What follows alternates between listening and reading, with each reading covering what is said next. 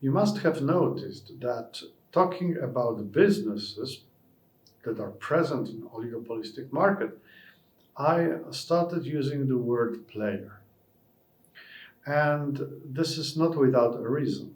Actually, game theory is very useful in explaining oligopolistic situations, and some oligopolistic models are actually deeply rooted in the theory of game. What kind of games can we distinguish? From our perspective here, when we look at the oligopolistic market, we will differentiate between sequential games and simultaneous games. What's the difference? We all know both types of those games, really. We know them from everyday life. The example of a sequential game is the game of chess. When you play chess, then you respond to the move of your opponent.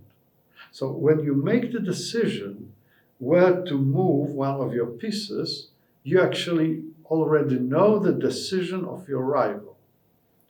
When you start the chess game, white pieces would make the first move, and such a player is called the leader. The leader makes the move without knowing the decision of the other player, or other players if there are more of them. So this is the leader. The leader makes the decision, right? Makes the move on the chessboard.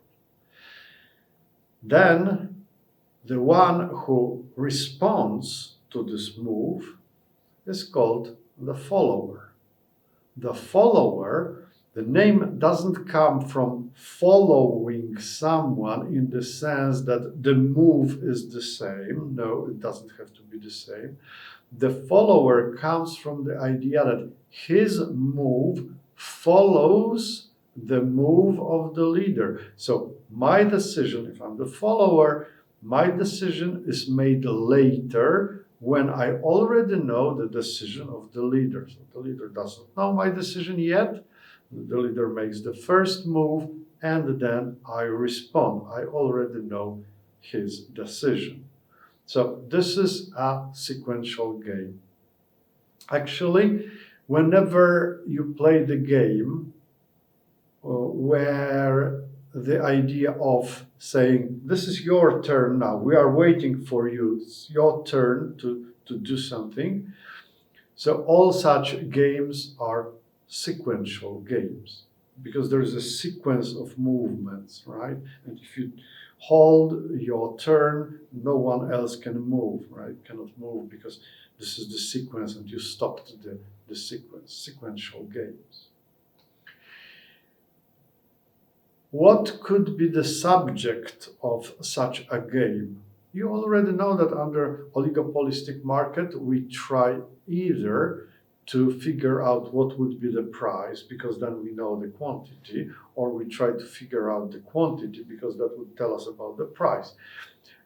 So such games, sequential games, can be played with respect to output, the production, or the price. Therefore, we talk about output leadership in oligopolistic market or price leadership in oligopolistic market. Two models already, two models of oligopolistic market. The second class of the games is the class of games that are not sequential. They are simultaneous.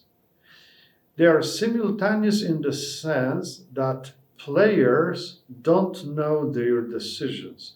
They make their own decisions without knowing the decision of the rivals. Simultaneous game, meaning the decisions are made at the same time by both or more than two players.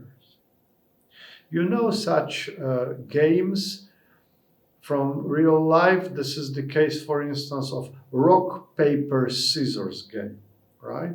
When you show a certain gesture, right? This is for rock, this is for scissors, this is for paper, right? And there are winning and losing combinations of those three gestures.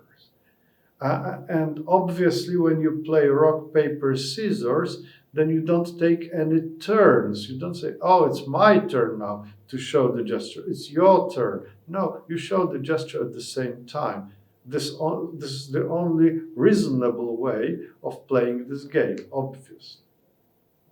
So again, simultaneous games can be aimed at setting the output or setting the price.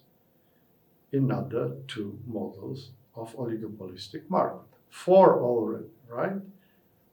Sequential, like leadership when it comes to price or output leadership, and now simultaneous price setting or simultaneous output setting. 4 models.